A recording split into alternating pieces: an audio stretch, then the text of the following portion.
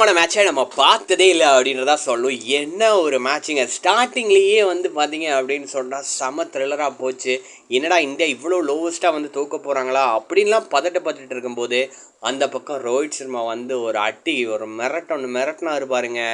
என்ன அடின்றீங்க? Six boundary first 2 match அடிக்கல அப்படின்னு சொல்லிட்டு இருந்தவங்களுக்கு, நான் இல்லாமல் எப்படிடா போவீங்க வேர்ல்டு கப்புக்கு அப்படின்னு ஒரு பெர்ஃபார்மன்ஸ் கொடுத்த மாதிரி தான் இருந்துச்சு. வெறித்தனமான ஒரு செஞ்சுரி போட்டு எல்லாருமே வியக்க வச்சுட்டாரு. கிட்டத்தட்ட ரிங்கு சிங்குமே நல்ல ஒரு பார்ட்னர்ஷிப் போட்டு சூப்பராக ப்ளே பண்ணி இந்தியா 200 டோட்டல் செட் பண்ணுறதுக்கு சூப்பராக வந்து ரோஹித் சர்மாவோட ரிங்கு சிங்கோட பார்ட்னர்ஷிப் ரொம்பவுமே ஹெல்ப் பண்ணுச்சு. எக்ஸலண்ட்டான ஒரு ப்ளே கொடுத்து சூப்பராக ப்ளே பண்ணிட்டாங்க. இந்த பக்கம் பார்த்தா ஆப்கானிஸ்தான் என்னப்பா 200லாம் தொட முடியுமா இந்தியா அப்படின்னு சொல்லி யோசிச்சுட்டு இருக்கும்போது அடி நொறுக்கிட்டாங்க. ஸ்டார்டிங்லேயே பார்த்தீங்க அப்படின்னு சொன்னால் 50 50 50 அப்படின்னு சொல்லி ஃபஸ்ட்டு அவங்களோட ஓப்பனர்ஸ் 3 பேருமே சேர்ந்து 50-50 போட்டு மேட்சை ரொம்பவுமே க்ளோஸில் கொண்டு வந்துட்டாங்க. அதுக்கப்புறம் ஃபினிஷிங் ஸ்டேஜஸில் எப்படியாவது மேட்சை வந்து இந்தியா பீட் பண்ணிடலாம், வின் பண்ணிடலாம் அப்படின்னு சொல்லலாம் ட்ரை பண்ணாங்க.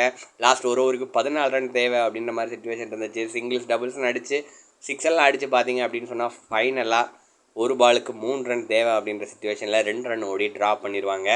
ஆஹா, இந்த சூப்பர் ஓவர்லாம் பார்த்து எத்தனை வருஷம்டா ஆச்சு அப்படின்ற மாதிரி தான் தோணுது.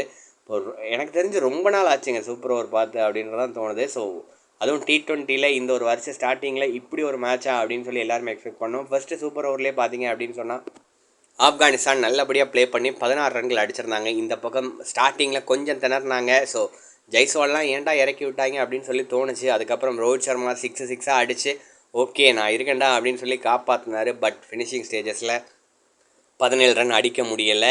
இந்த ஒரு சூப்பர் ஓவருமே ட்ராவில் வந்து முடிஞ்சிருக்கும். அது ஒரு மிகப்பெரிய டிசப்பாயின்மெண்ட்டாக இருந்துச்சு. என்னடா அடுத்த சூப்பர் ஓவரா அப்படின்னு சொல்லி எல்லாருமே எக்ஸ்பெக்ட் பண்ணி காத்துட்டு இருக்கும்போது அடுத்ததாக 2வது சூப்பர் ஓவரில் இந்தியா வந்து ஃபர்ஸ்ட் பேட் பண்ணுவாங்க. ஸோ அதில் ரோஹித் சர்மா மற்றும் ரிங்கு சிங் கிளம்புறவங்க. ரோஹித் சர்மா ஃபர்ஸ்ட் பாலே மேசிவான ஒரு 6.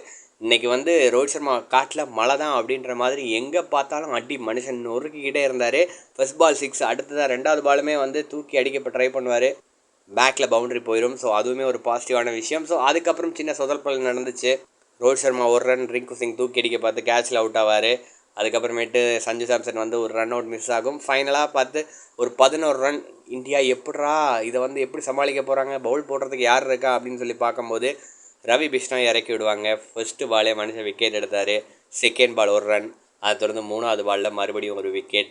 இந்தியா பார்த்தீங்க அப்படின்னு சொன்னால் 10 ரன் வித்தியாசத்தில் சூப்பர் ஓவரில், அதுவும் 2வது சூப்பர் ஓவரில் இந்த ஒரு மேட்சை வின் பண்ணுவாங்க.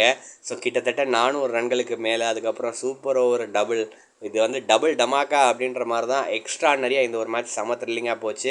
நிச்சயமாக ரோஹித் சர்மா அவரோட கேப்பபிலிட்டி என்ன அப்படின்றத இந்த ஒரு மேட்ச் மூலமாக எல்லாருக்குமே நிரூபிச்சிருக்காரு அப்படின்றது சொல்லி ஆகணும். ரோஹித் சர்மாலாம் கேப்டனாக இருக்க மாட்டார்ப்பான்னு சொன்னவங்களுக்கு இந்த ஒரு அடியே வந்து நான் தான் நிரந்தரமாக இருக்க போகிறேன் அப்படின்ற மாதிரி சொல்ல வச்ச மாதிரி இருந்துச்சு. எக்ஸலண்ட்டான ஒரு பெர்ஃபார்மன்ஸ். அவர் அடித்த செஞ்சுரி தான் நம்மளை காப்பாற்றுச்சு. அதை தாண்டி அவர் அடித்த சிக்ஸஸ் தான் வந்து சூப்பர் ஓவரில் நம்மளை வின் பண்ண வச்சுருக்கு.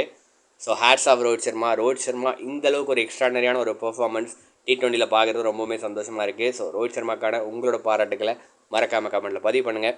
மேட்ச் இந்தளவுக்கு த்ரில்லராக போகும், இந்தளவுக்கு 2 சூப்பர் ஓவர் நடக்கும் அப்படின்லாம் எக்ஸ்பெக்ட் பண்ணிங்களா?